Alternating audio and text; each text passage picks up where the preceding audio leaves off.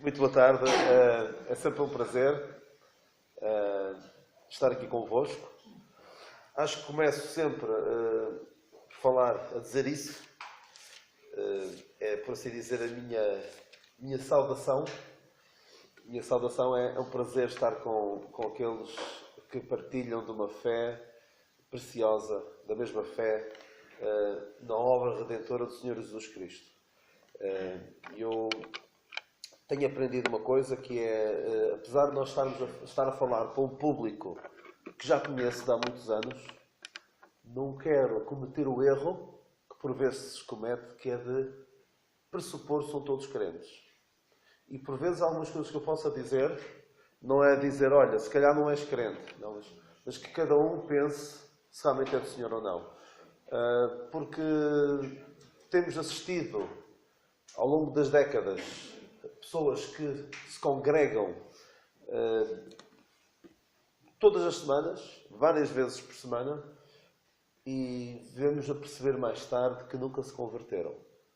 Temos um caso, eu não sei quem foi, mas foi-me contado de um crente, de alguém que se converteu na igreja depois de décadas, não sei se 50 ou 40 anos, a ouvir a palavra de Deus. Todos o tinham por crente e converteu-se. Deu testemunho de que se tinha convertido poucos dias antes. Portanto, isto pode acontecer e é uma coisa que também tenho dito e costumo dizer que, por favor, aqueles que são verdadeiramente do Senhor, digam-no abertamente. Digam-no, não deixem os vossos familiares, os responsáveis da vossa igreja, ficar na dúvida, será que ele é, será que não é? Que não haja qualquer dúvida de que somos verdadeiramente do Senhor. Eu sei que por vezes há aqueles que caem no erro de dizer, anda cá à frente para declarares publicamente a tua fé. Eu já tenho falado de quão perverso isso se pode tornar, ao ponto de alguém pensar que é o vir à frente que faz com que ele possa aceitar o Senhor Jesus Cristo, quando não é. Podemos aceitar a salvação que Deus oferece por meio da obra redentora do Senhor Jesus Cristo em qualquer lugar, sem precisarmos de realizar qualquer obra. Mas, digamos, não tenhamos qualquer problema em falar da maior decisão que alguma vez tomamos na nossa vida. E é por isso que por vezes eu falo destes assuntos, porque é importante que ouçamos. E aqueles que já são do Senhor que possam dar mais valor a esta salvação que Deus realizou em nosso favor. Eu quero falar-vos hoje, e espero não ser mal compreendido na minha afirmação inicial. Eu vou falar-vos daquela que é provavelmente a principal razão para esta igreja não estar cheia. Provavelmente é a principal razão para esta igreja não estar cheia. Atenção, não vou estar aqui a malhar, a dizer que fizeram isto mal, que fizeram aquilo. Não. A razão, creio eu, que está em Gálatas 1. Gálatas 1. Gálatas 1. Claro que pode haver sempre, nós temos falhas, cometemos erros e por vezes podemos não apresentar o Evangelho da graça de Deus da melhor forma. Podemos cometer erros de gestão, de testemunho nosso, que levam a que um trabalho num determinado lugar não tenha o desenvolvimento que nós gostaríamos. Mas creio que a principal razão pela qual muitas igrejas não são tão cheias de pessoas, não estou a dizer cheias de crentes, cheias de pessoas, como alguns gostariam, está em Gálatas 1. Vamos começar no versículo 6 e vamos por aqui fora ler alguns versículos. Gálatas 1, 6. Maravilho-me de que tão depressa passasseis daquele que vos chamou à graça de Cristo para outro evangelho, o qual não é outro, mas alguns que vos inquietam e querem transtornar o Evangelho de Cristo. Mas ainda que nós mesmos, ou um anjo do céu, vos anuncie outro Evangelho, além do que já vos tenho anunciado, seja anátema. Assim como já vos dissemos, agora novo também vos digo. Se alguém vos anunciar outro Evangelho além do que já recebestes, seja anátema. Porque persuado eu agora a homens ou a Deus? Ou procuro agradar a homens? Se estivesse ainda agradando aos homens, não seria servo de Cristo. Está aqui agora a razão. Mas faço-vos saber, irmãos, que o Evangelho por mim foi anunciado, não é segundo os homens, porque não o recebi nem aprendi de homem algum, mas pela revelação de Jesus Cristo. O problema é que a mensagem que nós anunciamos não é, o Evangelho não é segundo os homens. É algo dado por Deus. E é algo que, como tenho dito várias vezes, não é algo que vá ao encontro da expectativa do homem. E nós iremos ver um pouco isso. Não vai ao encontro daquilo que ele gosta de ouvir. E se nós nos preocupássemos mais em dizer às pessoas coisas aprazíveis, coisas agradáveis, provavelmente mais pessoas queriam ouvir isso. Mas não o vamos fazer só para agradar as pessoas. Ora bem, quero concentrar principalmente aqui neste versículo 10. Porque persuado eu a homens ou a Deus? Paulo persuadia aos homens. Ele diz em 2 Coríntios 5:11, ele diz: assim que, sabendo o temor que se deve ao Senhor, persuadimos os homens à fé, mas somos manifestos a Deus e espero que nas vossas consciências sejamos também manifestos. Sabendo o temor que se deve ao Senhor, persuadimos os homens à fé. É isso que ele fazia, persuadia, procurava convencer os homens da necessidade que tinham de se reconciliarem com Deus. E é isso que faz agora. Ele agora procurava persuadir os homens à fé. Mas noutro tempo, ele procurava persuadir a Deus. Procurava convencer a Deus. Procurava convencer a Deus. Isto pode parecer um bocado estranho. Como é que o apóstolo Paulo, noutro tempo, procurava convencer a Deus? Como nós sabemos, o apóstolo Paulo era, noutro tempo, tinha sido um quê? Seguidor, mas qual era o estatuto social ou religioso dele? Era um hebreu de Deus, fariseu, era um conhecedor exímio da lei. E ele, quando lia as profecias, e isto era algo que mesmo os judeus religiosos, conhecedores da lei, que conviveram com o Senhor Jesus Cristo, devem ter tido aqui uma luta tremenda com a sua consciência e com a sua inteligência, que era de liam as profecias e as profecias encaixavam na perfeição na pessoa do Senhor Jesus Cristo e naquilo que ele fazia. Ainda assim eles procuravam quase que discutir com Deus. Não pode ser esta pessoa. E era isto que ele no outro tempo procurava fazer. Procurava, por assim dizer, convencer a Deus de que Jesus Cristo não era o Messias prometido. Tanto que o Senhor Jesus Cristo, quando lhe aparece, o que é que ele diz? Saulo, Saulo, porque me persegues? Duro é para ti recalcitrar contra os aguilhões. Ele lutava contra as evidências de que o Senhor Jesus Cristo era o Messias. E hoje muitos procuram convencer a Deus. Procuram convencer a Deus de que o que ele diz não é verdade. Rejeitam, lutam, recalcitram contra os aguilhões. Não querem aceitar. Por vezes também pode acontecer com pessoas que se dizem crentes. Claro que podemos dizer isto principalmente do descrente, que não quer aceitar o que Deus diz. Quer lutar com Deus, não aceitar a palavra de Deus. Tal como no outro tempo o apóstolo Paulo lutava, por assim dizer, com Deus, porque não queria aceitar as evidências da palavra de Deus. Mas isto pode acontecer também com os crentes. Porque por vezes, todos nós podemos cair nesse erro. E há alguns que têm de dizer, com todas as letras, que têm caído em erros graves de a palavra de Deus diz uma coisa e eles tentam contradizê-la. Tentam dizer, não é isso que está escrito.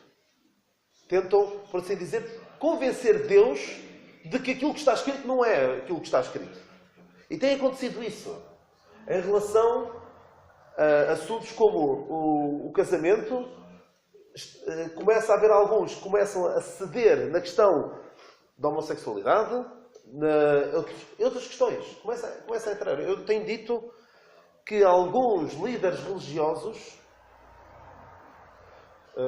em alguns meios, isso já entrou de uma forma completamente desavergonhada, em que permitem até pastoras homossexuais, imagine, pastora homossexual. Tudo é um cocktail de tudo, de pecado, a liderar um grupo de pessoas que se dizem cristãs, mas alguns, bem próximos de nós, em termos de linha ideológica, estão a preparar o caminho para que, numa próxima geração, uma pessoa homossexual se sinta perfeitamente integrada numa igreja. E atenção, eu com isto não estou a dizer que nós devamos escorraçar daqui alguém que aqui venha e que tenha essa orientação sexual. Não é isso. Mas uma coisa que o Senhor faz, e que disse àquela mulher adúltera, vai e não peques mais. O cristianismo, o verdadeiro cristianismo, diz, vem, tal como estás, mas vai e não peques mais. Alguém que se encontre com o Senhor, tem um encontro com o Senhor Jesus Cristo, não vai da mesma maneira que veio. Infelizmente, um cristianismo cada vez mais cristandade, não é cristianismo. Se calhar o João conhece estas expressões, não é o Christianity, é o Christendom. Não é cristianismo, mas é cristandade.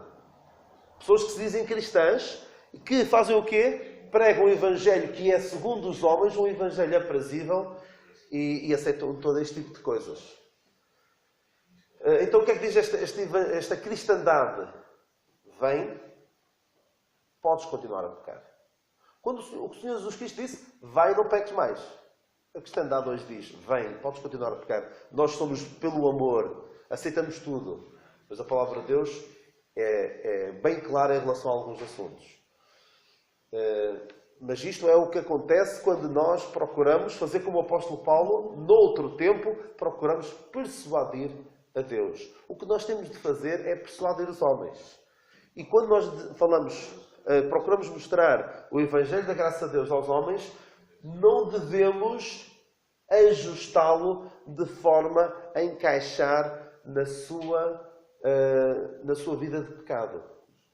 Não vamos, como se costuma usar a expressão, dourar a pílula, dizer coisas aprazíveis só para eles não se sentirem tão mal. Há algumas pessoas que optam por não falar de pecado.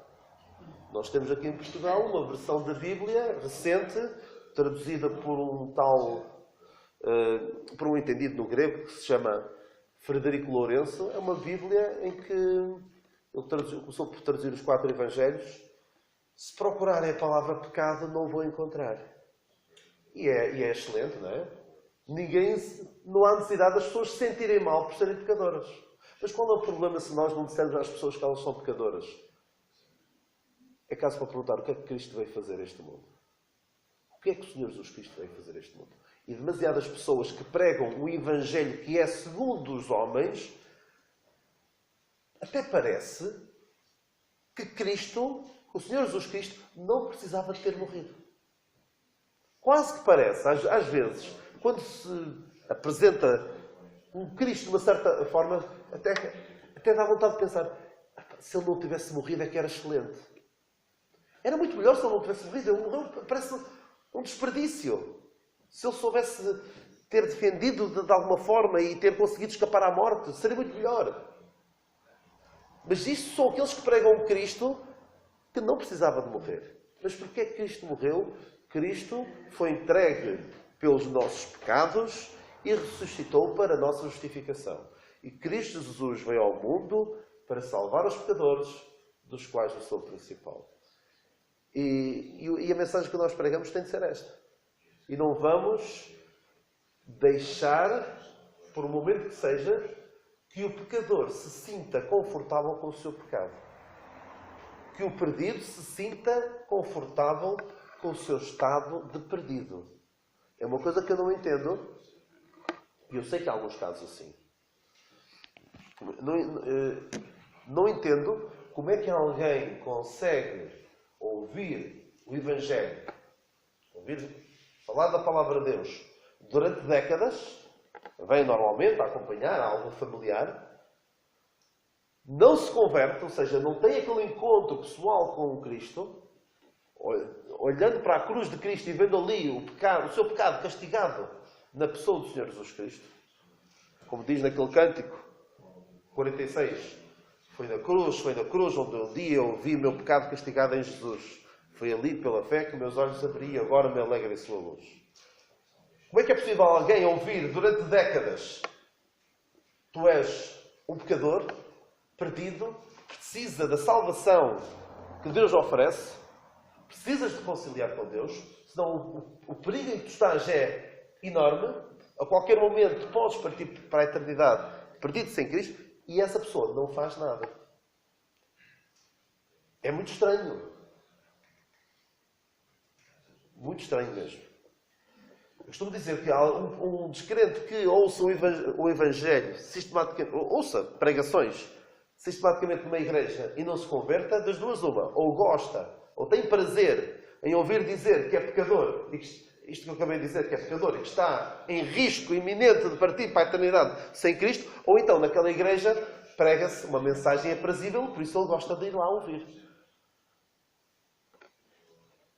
Não sei ao certo o que é que passará na mente das pessoas. O ser humano é complexo. E nós temos um caso flagrante que é o de Herodes, que gostava de ouvir João Batista. Como é que é possível, não é? De bom grado ouvia João Batista. E João Batista quem dizia? Tu não devias estar com essa mulher. Porque essa mulher não tem lícito ter a mulher do teu irmão, não era? Acho que era do irmão. Mas parece que por vezes as pessoas ficam, só pelo facto de estarem a ouvir falar da Bíblia, parece que aquilo as acalma de certa forma. E mesmo aquelas que não se convertem sentem que estão bem. Só por estarem a ouvir falar da Bíblia. Pensam que de certa forma aquilo as reconcilia com Deus.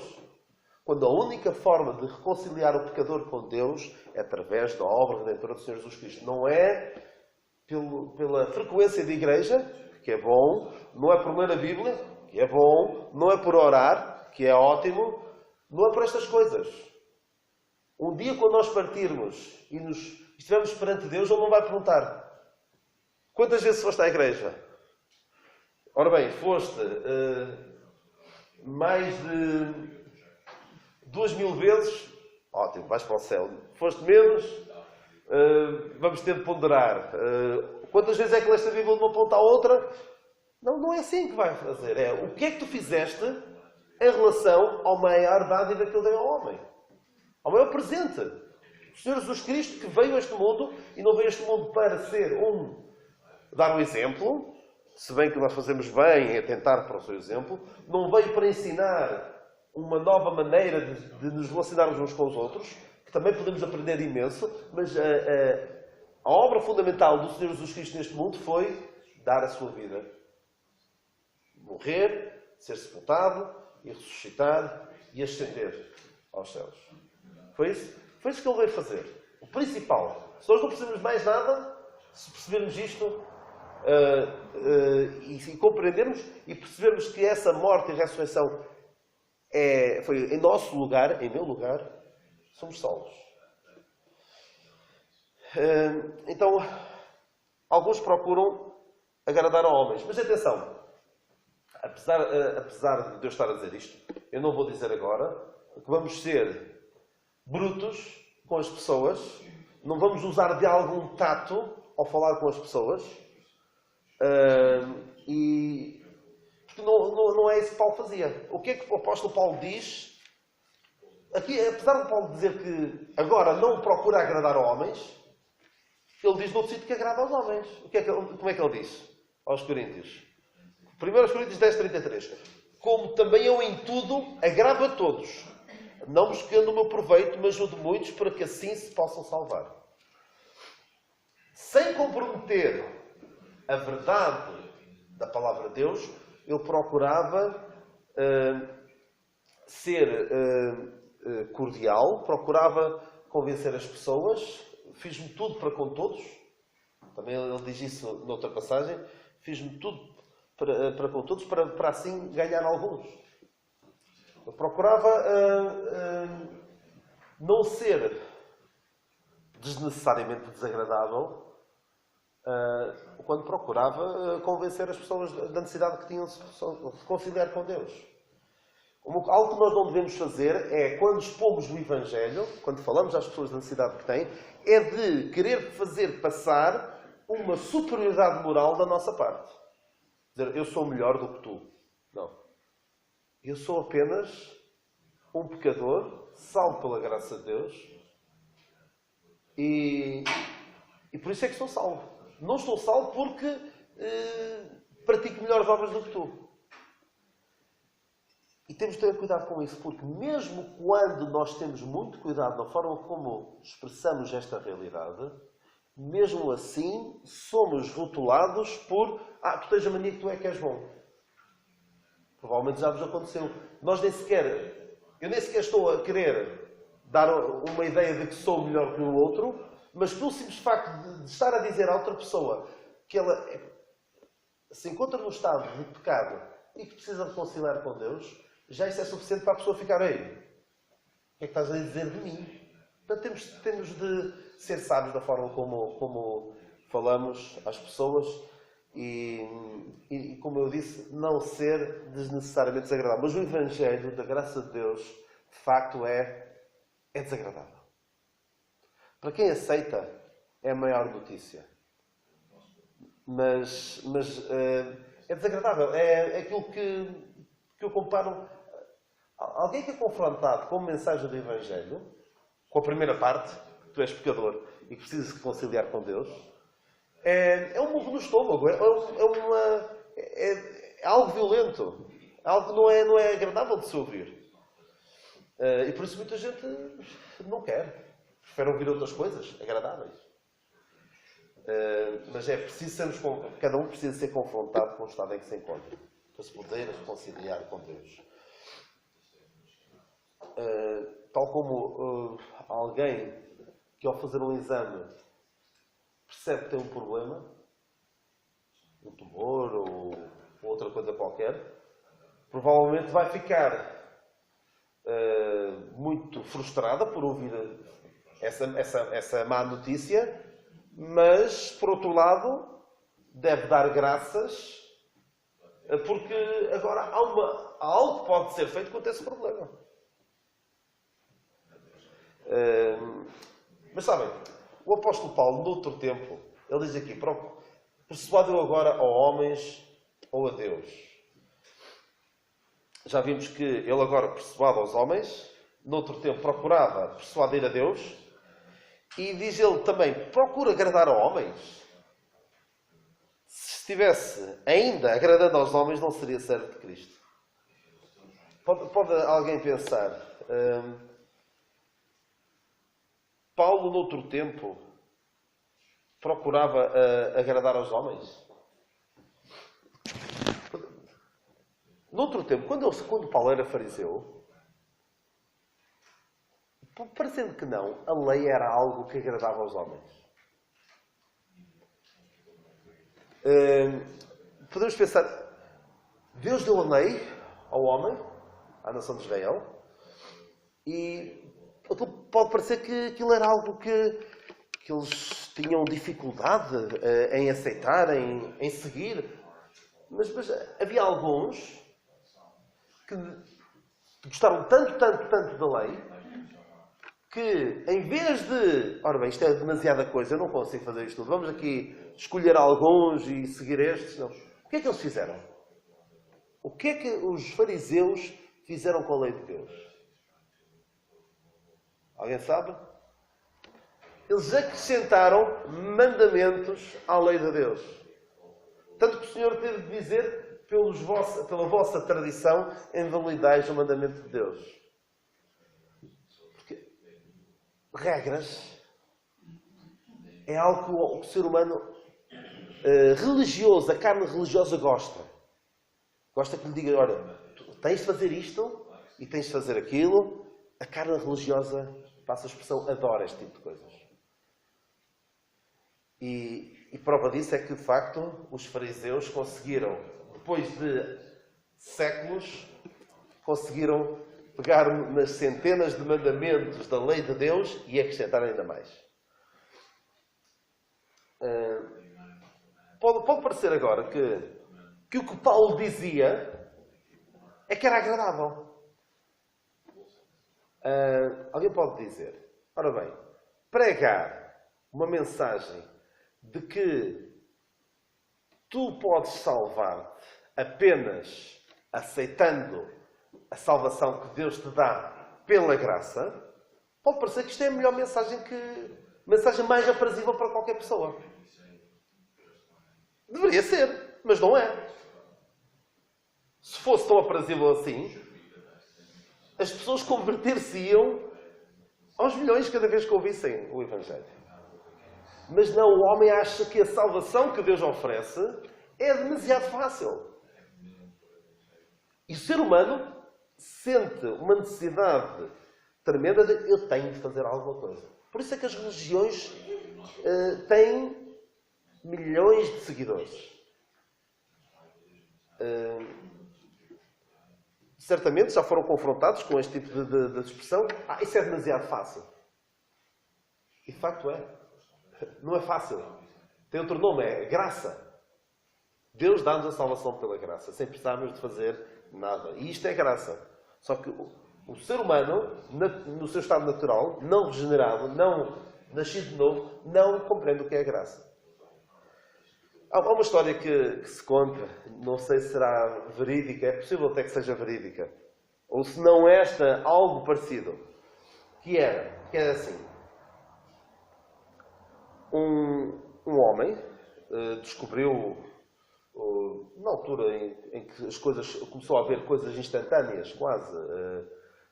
Nós hoje juntamos água a um pó e temos leite. Não é? Isto já surgiu, estou a dizer agora, mas isto já surgiu há décadas, provavelmente, muitas décadas. Juntamos água e temos puré, juntamos isto e temos aquilo. E então, houve um homem que descobriu uma forma de fazer um bolo que era só juntar água, levava ao forno e estava o bolo feito. Isto creio que é de uma meditação do pão diário, não é? Do tempo do alimento diário. Eu lembro dessa meditação, terá para aí quase 30 anos. Mas reflete uma realidade. Então o homem descobriu esta receita, esta fórmula. Juntava-se água, levava-se ao forno e estava o bolo feito. Que era ótimo, não é? Pensou ele, isto vai ser um sucesso. Quem é que não quer ter a possibilidade de juntar água, levar ao forno?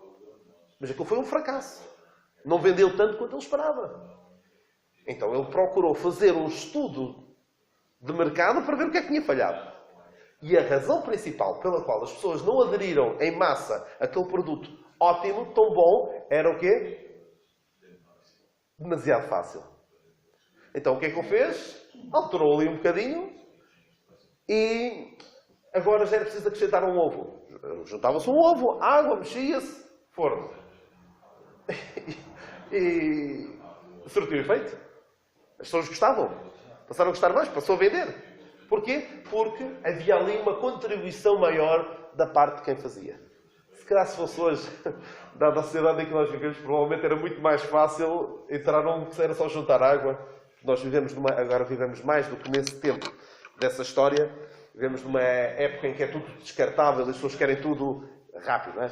Mas esta história, que já tem algumas décadas, ilustra este facto que o ser humano quer alguma coisa.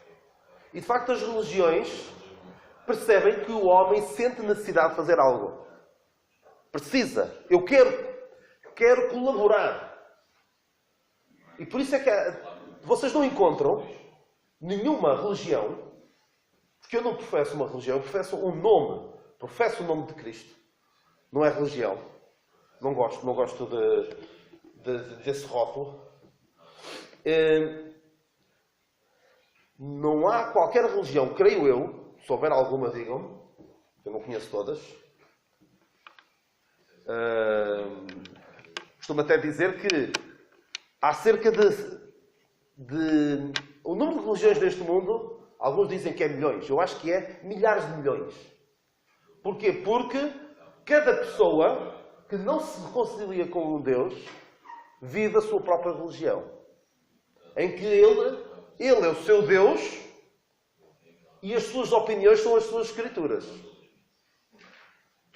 Mas as religiões, como nós as conhecemos, catolicismo, islamismo e outras, todas elas requerem obras para ter a esperança de, talvez, se houver vaga, para assim dizer, porque alguns que acham que só os 144 mil é que se salvam, portanto, esperam ser um deles. Como se a graça de Deus e a obra redentora de Cristo fosse limitada apenas àquele grupo restrito de pessoas. Não. Mas todas as religiões requerem que o homem faça algo. Isto é gravíssimo. Porque alguém que diga precisas fazer alguma coisa para que Deus seja olhe para ti de outra forma, é desvirtuar o que Cristo fez. Porque a única forma de Deus olhar para nós é se nós estivermos onde? Em Cristo. Porque senão, por muito pintadinhos que nós estejamos, por muito bem vestidos com os nossos trapos de imundícia, que é o melhor que nós conseguimos vestir, por muito que vestamos isso, Deus não vai olhar para nós. Eu não te aceito nesses preparos. Deus só nos aceita se nós estivermos em Cristo. E isto que nós anunciamos é, de facto, uma mensagem que não é prazível. Não é um evangelho segundo... Não é um evangelho segundo os homens. E por isso é que os homens não se agradam. Não gostam de ouvir isto. Só mais uma coisa sobre o Paulo agradar aos homens. É engraçado como alguém o poderia acusar de estar a procurar agradar aos homens. É que se o objetivo do apóstolo Paulo fosse agradar aos homens, ele era muito mau nisso. Porque onde quer que ele fosse, havia gente a querer matá-lo, havia gente a querer apedrejá-lo, havia gente a querer fazer-lhe mal. Ou seja, ele não era grande coisa a agradar aos homens. Apesar de, como eu disse há pouco, ele procurar fazer-se tudo para com todos, para assim ganhar alguns para Cristo. Mas, de facto, esta mensagem não é agradável. Ele diz, se estivesse ainda agradando aos homens, não seria servo de Cristo. E há muitos que se dizem servos de Deus, que não estão a servir a Deus. Porque quando alguém faz... Eu acho isto tremendo. Alguém que tem perante si uma plateia de pessoas que precisam de se reconciliar com Deus. E se essa pessoa que está a falar tem a mensagem da reconciliação e lhe diz outra coisa, é como eu ter a cura para a doença que as pessoas que estão à minha frente têm e dizer-lhes, olha, vai para casa, faz exercício físico, tem uma alimentação saudável para ver se ficas melhor dessa doença que tu tens. Não é isso. Isso é muito grave. Infelizmente há muitos pastores e depois arranjam outros títulos de apóstolo e usam muitos termos. Com que objetivo? Para manter as pessoas presas ali, para que as pessoas continuem a sentir a necessidade de virem ali, prendem-nas a regras e não as libertam com a graça de Deus. Não os prego esta mensagem, de facto, as liberta por completo. Porque a graça de Deus faz-nos isto. Isto pode parecer um bocado estranho, mas a graça de Deus permite isto. Que a pessoa que se converte, que aceita a mensagem da graça de Deus, é-lhe dito isto. És livre. Podes fazer o que quiseres. Isto para alguns religiosos, o que é vou dizer às pessoas que eles podem fazer o que quiserem? Isto é uma desgraça. Vai ser uma desgraça. Não, mas Mas a pessoa que é verdadeiramente nascida de novo, salva pela graça de Deus, vai dizer: ora bem, eu posso mesmo. É mesmo verdade que eu posso fazer aquilo que eu quero. Eu quero servir ao meu Senhor. Eu quero viver para agradar ao meu Deus. Eu não vou querer voltar à vida de pecado de outrora. Eu não vou querer voltar ao pecado que fez com que o meu Senhor fosse à cruz. Há uma passagem em Êxodo 21, que é logo a seguir aos 10 mandamentos, daquele servo que eu vou ler aqui muito rapidamente, em Êxodo 21. Se comprares um servo hebreu, 6 anos servirá, mas ao 7º sairá livre, de graça.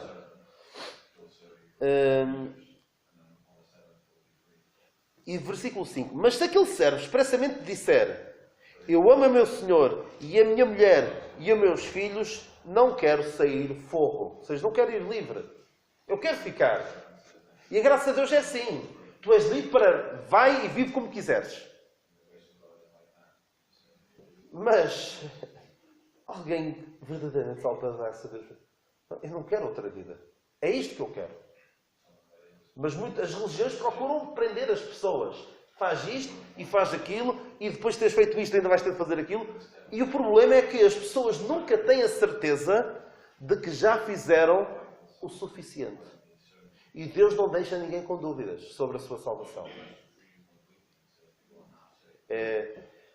Isto é uma verdade inconveniente para as religiões. As religiões não querem ouvir isto. Há uma frase, o tempo voa, como diria alguém, o tempo voa quando estamos a passar, a expressão é, o tempo voa quando nos estamos a divertir. Aqui não é bem divertir, estamos a passar um bom bocado, pelo menos eu estou, se calhar quem me ouve nem tanto, mas quando estamos à volta da palavra de Deus, é bom quando o tempo voa, e eu tenho de terminar. Havia um evangelista, eu digo isto várias vezes, mas há sempre alguém que não tem ouvido essa frase, e temos aqui alguém que provavelmente nunca ouviu esta frase. Um evangelista escocês de nome James McKendrick, ele dizia, quando ele pregava o Evangelho e quando fazia o apelo final às pessoas para se converterem, ele dizia: se eu, para ser salvo, precisasse de crer em Cristo e vergar o meu dedo um bocadinho que fosse, a salvação deixava de ser pela graça. E eu nunca teria a certeza da salvação. Porque eu não tinha a certeza se tinha feito bem. Porque disseram para vergar o meu dedo, agora estou a acrescentar, a frase é: se eu para ser salvo precisasse de crer em Cristo e vergar o meu dedo, a salvação deixaria de ser pela graça e eu nunca teria a certeza da salvação. E porquê? Deixaria de ser pela graça porque eu tinha feito algo. Tinha contribuído. E eu nunca teria a certeza, porque disseram para vergar o dedo, não disseram quantos graus. Não disseram se era para vergar a 90 graus, ou todo, ou só um bocadinho, só que a falangeta. Não sabia. Nunca teria a certeza. E as religiões é isto que fazem. As pessoas partem para a eternidade sem saberem se já fizeram o suficiente. E é triste quando há pessoas que estão a assistir décadas aos cultos numa igreja e se pergunta: então, já estás salvo? E por vezes ouve-se respostas como: estou a fazer por isso. Ou algo do género. Como é que é possível? Que não aconteça isso com ninguém aqui.